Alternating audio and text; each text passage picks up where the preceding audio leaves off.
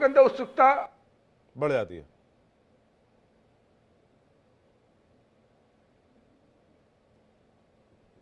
जी, मुझे लगता है रवि सर की आवाज नहीं आ पा रही है। दानिश कुरैशी कुछ कहना चाह रहे थे। दानिश कुरैशी जी आप बोलिए, फिर रवि सर को दोबारा कनेक्ट करेंगे। दानिश कुरैशी जी।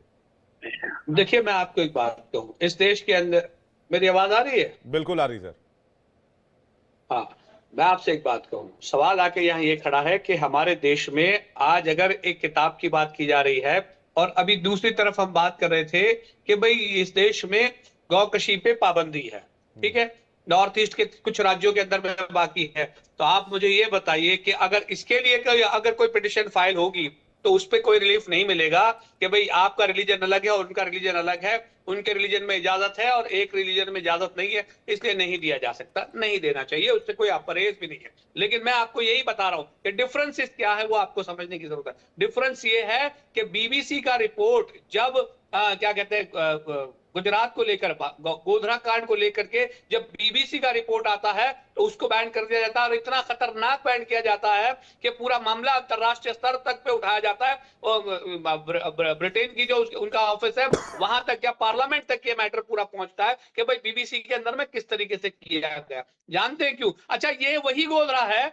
यहाँ पे अभी अभी रिसेंटली हमने एक वो देखे मूवी, वो देखने के लिए आप देखिए तमाम मुख्यमंत्री भी पहुंच गए, तमाम लोग पहुंच गए। तो मैं यही कह रहा हूं कि ये जो दोहरे मापदंड है ना, कि अगर बीबीसी का रिपोर्ट है तो उससे मोदी जी को प्रॉब्लम है, लेकिन गोधरा के अंदर में एक पॉजिटिव रिपोर्ट बनाने की पेश करने की कोशिश की जा रही है तो वो वैलिड है, और उसमें तो देश के प्रधानमंत्री भी जाएंगे, मुख्यमंत्री भी जाएंगे और तमाम लोग जाएंगे। तो ये जो दोहरे मापदंड है ना, और कम से कम मजहब के मामले में नहीं करने चाहिए, अगर करेंगे तो मुझे लगता है कि जमहूरी तौर पर उसकी मुखालिफत होगी और पुरजोर तरीके से मुखालिफत होगी इंशाल्लाह। नहीं, लेकिन आप दूसरे मामलों से कंपेयर क्यों करने लग जाते हैं बार बार? गुजरात, बीजेपी, आरएसएस, ये क्यों करने लग जाते हैं आपकी? मैं ये कह रहा हूं, कोई चीज गलत है तो गलत है, कोई चीज सही है तो सही है। सुनिए, अच्छा सुनिए, अभी अभी अभी तो आप कंपेयर कर रहे थे जवाद भाई का मामला लेकर, सीए को लेकर, एनआरसी को लेकर, कंपेयर नहीं कर रहा था, कंपैरिजन कर रहे थे तो आप कर सकते हैं। उन्होंने कहा कि भाई हम किसी भी नहीं, मैं कंपेयर नहीं कर रहा था, मैं उनको एग्जांपल दे रहा था। मैं कह रहा था, उन्होंने कहा भाई हम कोई भी चीज बर्दाश्त कर सकते हैं, निश्चिंदा बर्दाश्त नहीं कर सकते। अच्छा चलिए, माफी। तो हमने बोला ठीक बात है, सिटीजन अमेंडमेंट एक्ट जिसका उनसे कोई लेना देना नहीं है, मुसलमानों से कोई लेना देना नहीं है, उसका विरोध तो किया था आप लोगों ने। मैं बस एक कॉन्टेक्स्ट दे रहा था, मैंने कोई उदाहरण नहीं दिया। मैं बस ये कह रहा हूं दानिश कुरैशी जी कि विरोध के कई तरीके होते हैं, और विरोध इस मामले में भी अगर विरोध है तो हाईकोर्ट के बाद सुप्रीम कोर्ट का रास्ता है। सुप्रीम कोर्ट का रुख करके इस पर बैन लगाया जा सकता है, बैन तामील की जा सकती है। आप देखिए, संभल वाले मामले में नजीर सामने, निचली अदालतों को कोर्ट ने आदेश पारित करने से, सर्वे के आदेश पारित करने से रोक दिया। मैं बताऊं आपको, इस देश के अंदर में सुनिए, जो प्रिंसिपल लॉज हैं बेसिक कॉन्स्टिट्यूशन के, उसके अंदर में तमाम राज्य सरकारें जो हैं उनको शराब पर पाबंदी लगानी चाहिए या रिस्ट्रिक्शंस लगाने चाहिए, उस पे नहीं लगाएंगे, यूसीसी पे बात करेंगे। अच्छा, अभी मैं कहूं कि मैं पिटीशन फाइल करूंगा सुप्रीम कोर्ट के अंदर में कि भाई ये जो गौकशी की पाबंदी ये हटनी चाहिए, तो फिर मामला यही आके खड़ा हो जाएगा कि भाई ये सेंटीमेंट से जुड़े हैं। तो ये जो दोहरे मापदंड है ना सरकारों के, तो फिर तो लोग बोलेंगे सैटेनिक वर्सेस ठीक है, रिलीज होनी चाहिए।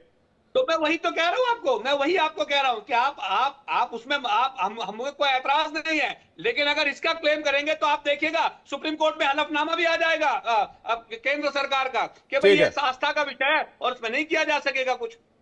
नहीं तो ये फैसला आने के बाद अब हो सकता है कोर्ट में इस किताब के खिलाफ ही सुप्रीम कोर्ट में सरकार जाए और बोले कि ये जो किताब पे रिलीज है इस पर बैन होना चाहिए, इसको रिलीज का बैन हटाया गया, इसको तो फैसला स्टे होना चाहिए। आया ना, कोई हलफनामा नहीं आया, कोई लेटर नहीं आया, भाई साहब, कोर्ट का ऑर्डर आता है, ऑर्डर कॉपी रिलीज होती है, उसको पढ़ने में वक्त लगता है, उसके बाद सरकार कोई फैसला करती है। ऐसे थोड़ी टीवी पर खबर चल गई सरकार कोर्ट पहुंच गई, वो तो आप भी जानते हैं, आप सीनियर आदमी काफी। 35 साल पुरानी, सुनिए 35 साल पुराना मामला है और अच्छे ऑथर इसके ऊपर लिखावट जो आप अपने अपने वक्त में, मामला 35 साल पुराना ना कुरैशी जी, कोर्ट का ऑर्डर कॉपी रिलीज होने में तो टाइम लगेगा ना। रवि भट्ट जुड़ गए हमारे साथ। रवि सर, आप कुछ कहना चाह रहे थे उस वक्त? आप पूछिए, आप क्या पूछ रहे थे? आप जो समय कह रहे थे, मैंने जब पूछा कि क्या इसका इंपैक्ट किस तरह से देखते हैं आप, हाँ, मैंने आपसे पूछा कि अगर एक पूरे देश में किताब रिलीज होती है उसका क्या हाँ देखिए, मैं किताब की बात कह रहा था कि ये आपने मुझसे पूछा था कि किताब जो है how it will be received, you know that's, जब भी कोई कंट्रोवर्सी होती है और उस कंट्रोवर्सी से जो आम आदमी जो उसको किसी पिक्चर को नहीं देखना चाहता, किसी किताब को नहीं पढ़ना चाहता है, किसी शो को नहीं भी देखना चाहता, तो आम जनता के अंदर कंट्रोवर्सी की वजह से इतनी ज्यादा उत्सुकता आ जाती है कि वो चाहता है कि उसको वो देखे, वो पढ़े। तो मुझको ये लगता है इसका पूरा का पूरा फायदा पब्लिशर को भी होगा और राइट ऑथर को भी होगा। इसकी वजह से लोग ज्यादा से ज्यादा इस किताब को पढ़ने की कोशिश करेंगे, क्योंकि ये किताब अपने आप में पूरे विश्व में चर्चा का विषय बन चुकी है। तो एक बहुत मैं बहुत लाइटर वेन में बात कह रहा हूं कि इस किताब को जो नहीं जो पढ़ेगा तो उसको ऐसा लगेगा जैसे कि उससे कुछ छूट गया, ही इज लैगिंग बिहाइंड। तो ये भी एक एलिमेंट है जो इस किताब को पढ़ने के लिए लोगों को मजबूर करेगा और किताबें बहुत ज्यादा पढ़ी जाएगी अब। अच्छा, दुनिया भर में इस किताब को लेकर किस तरह का रिएक्शन रहा है अभी तक? देखिए, दुनिया भर में बहुत ही ये स्पष्ट बात है कि कोई भी किताब जब किसी धार्मिक भावनाओं को ठेस पहुंचाती है तो उस किताब को जो कोई भी एक सुलझा हुआ व्यक्ति होगा और सुलझा हुआ जो पाठक होगा वो उसको बहुत पॉजिटिव कमेंट उसके नहीं होंगे उसके बारे के अंदर, क्योंकि किताब हो या कोई भी मानव समाज का कोई भी प्रयास हो, वो बेसिक ये है कि उससे जो है समाज का फायदा है या नुकसान है।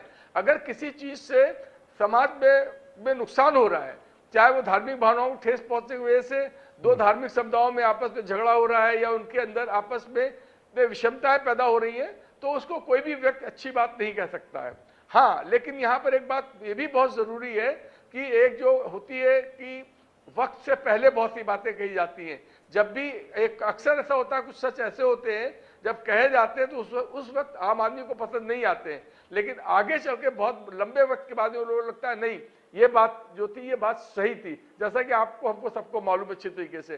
तो यहाँ पर सरकार का काम जो है इट्स लाइक ये बहुत ही इंपॉर्टेंट काम हो जाता है सरकारों का काम, कि क्या कहीं ऐसे सत्य को तो हम नहीं छिपा रहे हैं जो कि समाज के सामने आना चाहिए, पर उसके साथ ही ये भी बहुत जरूरी समझ पाना क्या कोई ऐसी बात तो नहीं हो रही जिससे समाज के अंदर लोगों की धार्मिक भावनाओं को ठेस पहुंच रही। और यहीं पर काम शुरू होता है सरकार का और न्यायाधीशों का। ठीक है अमितोष, सवाल ये, क्या सरकार इस मामले को रिव्यू कर रही है या फिर सरकार का रिएक्शन लेट है अभी तक? देखिए, आप एक बात समझिए, जिस बीबीसी की बात कर रहे थे विवेक, वो बीबीसी का जो लगातार तरीके से 2019 के बाद पे कंटिन्यूस ऑफेंडर रहा है। बीबीसी ने एक सीरीज भी बनाई थी the lost childhood of Kashmir करके, उसके अंदर में सीरीज के अंदर में एक फेक प्रोपोगेंडा भी इनिशिएट किया था जिसमें स्टोन पेल्टर्स को उन्होंने बहुत इमोशनल कंटेंट से दिखाया था। फिर बीबीसी के ऊपर में आप ये ऑफेंडर्स देख लीजिए, लगातार तरीके से ब्रिटेन में भी जिस तरह से आया, एंटी हिंदू एंटी एजेंडा को लेते हुए, इंडिया के डिस्टेबलाइजेशन को लेते बीबीसी हर तरीके से काउंटर ट्रायल पे रही है, चाहे वो निर्भया के एक रेपिस्ट का इंटरव्यू करना हो, चाहे इलेक्शंस के अंदर में प्रतिक्रिया करना हो। लेकिन इनको नानावटी कमीशन से रिपोर्ट से दिक्कत है, जो कि यहाँ के जुडिशियल सेटअप से बनाई गई, लेकिन इन्हें बीबीसी की रिपोर्ट से कोई दिक्कत नहीं, क्योंकि वो सबसे ज्यादा इनके लिए प्रिय है, क्योंकि वो एंटी इंडिया एंटी सिविलाइजेशन की बात करता है। लेकिन देखिए, जब freedom of speech and expression की बात करते हैं तो एक किताब मेरे को याद आती है, वो है डॉक्टर अली मोहम्मद नकवीस, बुक का नाम है इस्लाम एंड नेशनलिज्म। एक बात कही है मोहम्मद नकवीस ने, nationalism is compatible with Islam, Islam is secular India। Doctor Mushir al Mukh ने लिखा है, leaving aside a smaller section of Muslims in India, the majority is by no means secular and main reason is their conception of Islam। मुझे लगता है कि इस देश के अंदर में जब शरिया कानून नहीं है और भारत का संविधान है, वेरियस जजमेंट ऑफ कोर्ट्स है जो बोलते हैं freedom of speech and expression can not be curtailed. 19+2 जो बात करता है रीजनेबल रेस्ट्रिक्शंस की, अगर आपको लगता है कि उसके अंदर में ये आ रहे हैं, आपके कहीं से भी रेस्ट्रिक्शन हो रहा है तो आप अपील करिए, लेकिन सरकार के आदेश नहीं है, कोर्ट की तरफ से बैन हटा है। सरकार का आदेश एक अध्यादेश भी नहीं था, इंपोर्ट में बैन था 1988 में, कोई ऐसा नोटिफिकेशन नहीं निकला कि आप यहाँ पे अभिव्यक्ति की आजादी नहीं है। ऐसा फतवा 1989 में ईरान में जारी हुआ था, भारत में इसलिए नहीं करा गया क्योंकि सेक्युलर देश है, हर जने को अपनी आजादी अभिव्यक्ति की। अगर आप रोकते हैं अभिव्यक्ति की आजादी को, विवेक जी लास्ट एक सेकंड, अगर आप उस अभिव्यक्ति की आजादी को रोकते हैं तो फिर आपके सवाल खड़े होते हैं। सवाल किससे खड़े होते हैं? आपके सवाल जब कल्कि का पोस्टर दिखाया जाता है सिगरेट पीते हुए, तब सवाल खड़ा करता है। मनोहर फरीकी जब मजाक बनाता है भगवान राम का, तब सवाल खड़ा होता है। सबा नकवी जब शिव का मजाक बनाती तब सवाल खड़ा होता है। दानिश कुरैशी ने शिव का मजाक बनाया था तब सवाल खड़ा हुआ था। रग्बील हमीद जब मजाक बनाता है तब सवाल खड़ा होता है। तब इनके लिए वो freedom of speech and expression है, उसमें बात आती है तो ब्लेस्फेमस है। सही जवाब। देखिए विवेक भाई, आपने बात कही कि लोकतांत्रिक तरीके से लोग आंदोलन करते हैं, कुछ आप वीडियो निकाल कर दिखा देंगे, CAA का भी आपने जिक्र कर दिया। लोकतांत्रिक तरीके से अपनी बात रखने का तो अधिकार सभी को होता है, आप कह रहे थे कि कहाँ रुख पे आप चले गए। अरे भाई, लोकतांत्रिक तरीके से अभी बिहार के अंदर बीपीएससी के छात्र जो हैं वो विरोध कर रहे थे। मोदी सरकार की हुकूमत, एनडीए सरकार की हुकूमत आई, बच्चे बैठे हुए हैं, उनको लाठी और डंडे से दौड़ा दौड़ा करके मारा गया। और इससे बड़ा लोकतांत्रिक तरीका क्या होता है आंदोलन करने का? मैंने इसीलिए कहा, अगर लोकतांत्रिक तरीके से विरोध भी करा गया था, सीए में भी लोकतांत्रिक तरीके से विरोध करा गया था, लेकिन अलोकतांत्रिक तरीके से कैसे जो है बच्चों को ढूंढ ढूंढ करके गोलियां मारी गई। आपने नहीं देखा लखनऊ के अंदर कितने लोगों को गोलियां मारी गई, कितने लोगों की जान चली गई। फिर उसके बाद ब्लास्फेमी की जहां तक बात कर रहे हैं, आपको याद होगा कि कुछ वक्त पहले जो है अकाल तख्त के अंदर भी इसी तरीके की चीजें सामने आई थी। नानक साहब के अपमान की बात हुई थी। फिर उसके बाद क्या हुआ? आपको खाली एक धर्म सेंट्रिक लोग दिखते हैं उकसाने वाले। यहाँ सभी धर्मों का आशुतोष पारिक सम्मान होता है। यहाँ सभी की आस्थाओं को, ये मानसिकता एक आइडियोलॉजी से नहीं चल सकती देश के अंदर, और ना चलनी चाहिए देश के अंदर। कि नहीं तुम कत्ल भी कर दो तो चर्चा नहीं होगा, हम आम करेंगे तो हो जाएंगे बदनाम। जमीन पर हड़प लेते हैं, संभल में जिस तरह से पत्थर उठा लेते हैं, कश्मीर में हाँ, जो कत्ल भी करेंगे उठा लेते हैं, या आप लोग लोकतंत्र की बात होगी, हम यहाँ भी करेंगे तो बदनाम करेंगे। उसमें किसी को कोई दिक्कत नहीं, और अपने आप को इतना व्यक्तित्व एक सेकंड, मैं अपनी बात कंप्लीट करूं। ये आज से नहीं है, ये आज से नहीं है। खास तौर पे मुसलमानों को टारगेट करना, उनकी भावनाओं को टारगेट करना, ये आज से नहीं है, ये बहुत सदियों पुराना है। और न जाने कितने लोग आए और चले गए, आगे भी आएंगे, चले जाएंगे। लेकिन इस देश के अंदर सभी धर्मों का सम्मान होगा। क्या मुसलमानों के अंदर सभी, मुसलमानों को टारगेट करना सदियों से चला आ रहा है? हाँ, और क्या? ये क्या कह रहे हैं सैयद जवाद? हाँ जी, आपको बता दूं, पहली नजीर भी बता दूं, दूसरी नजीर भी बता दूं, तीसरी सैयद जवाद जी, पूरी दुनिया के अंदर, पूरे विश्व के अंदर, सुन लीजिए, पूरे विश्व के अंदर सबसे ज्यादा आक्रमण किसके तरफ से हुआ? पहला विश्व युद्ध किसका हुआ, जिसमें सबसे फर्स्ट वर्ल्ड वॉर छोड़ दीजिए आप। अरे मैं उनकी बात कर रहा हूं जिन्होंने दूसरे मुल्कों पर हमला किया। अच्छा, वर्ल्ड वॉर का रीजन अलग था। हमारे साथ रवि सर बैठे हुए, आपको 2 मिनट में बता देंगे। एक सेकंड, अरे नहीं बता पाएंगे ना भाई, आप नहीं बता पाएंगे मतलब? किस तरीके से सॉरी ना भाई साहब, अंग्रेजों ने हमला, आपकी जितनी उम्र नहीं हो उतना उनका अनुभव होगा। बालों की सफेदी से अकल का कोई ताल्लुक नहीं होता। फिर फालतू की बात। 18 साल की उम्र में सैयद जवाद जी, ये इस तरह मैं रवि सर से ही सवाल ले लेता हूँ। रवि सर कह रहे हैं, रवि सर से सवाल सुन लेता हूँ, सब सुन लीजिए। अब आपने छेड़ा, मैं अब जो सवाल ले लूंगा रवि सर से। एक तो मेरे किसी भी मेहमान के लिए आप इस तरह के शब्दों का इस्तेमाल नहीं करेंगे। फर्स्ट ऑफ ऑल मैं बहुत क्लियर हूं, और मैं इसको बार बार रिपीट करके कह सकता हूं, मैं बिल्कुल इसको बर्दाश्त नहीं करूंगा। दूसरी बात ये, इस्लामिक आक्रमणकारियों ने कितने मुल्कों पर हमला किया, रवि सर से मैं जानना चाहूंगा। और जो बात ये कह रहे हैं कि भाई हमें सदियों से निशाना बनाया जाता रहा, इस पर मैं एक छोटा सा आंसर चाहूंगा रवि सर आपका। मैं आ रहा हूं, उसके बाद आ रहा हूं, सुन लीजिए, जवाब सुन लीजिए आप रवि सर।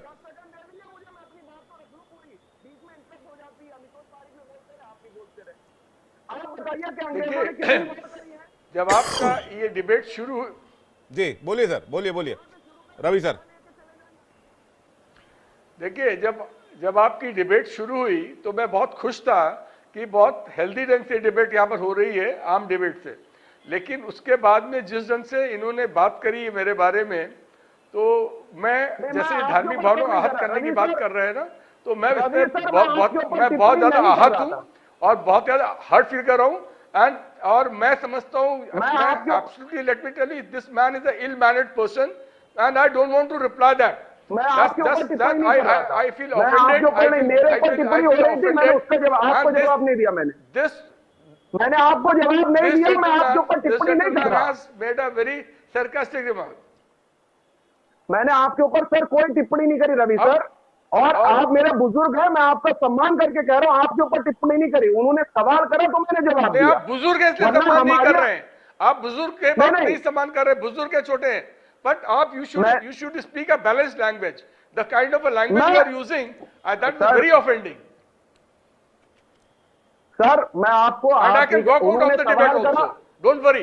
नहीं सर, उन्होंने सवाल का जवाब करा, मैंने सवाल का जवाब दिया, मैंने आपका नहीं उदाहरण दिया, मैंने किसी और का उदाहरण दिया, मैंने कहीं और का उदाहरण दिया। हमारे यहाँ 70-75 साल के ऐसे लोग हैं जो ऐसे बयान। नहीं, मैं रवि सर की तरफ से रवि सर मैं माफी चाहता हूं, और सही जवाब आपको भी कम से कम ऐसे मामलों में थोड़ी सी सतर्कता बरतनी चाहिए जो आप भाषा का इस्तेमाल कर रहे हैं दूसरे गेस्ट के लिए, पैनलिस्ट के लिए। जी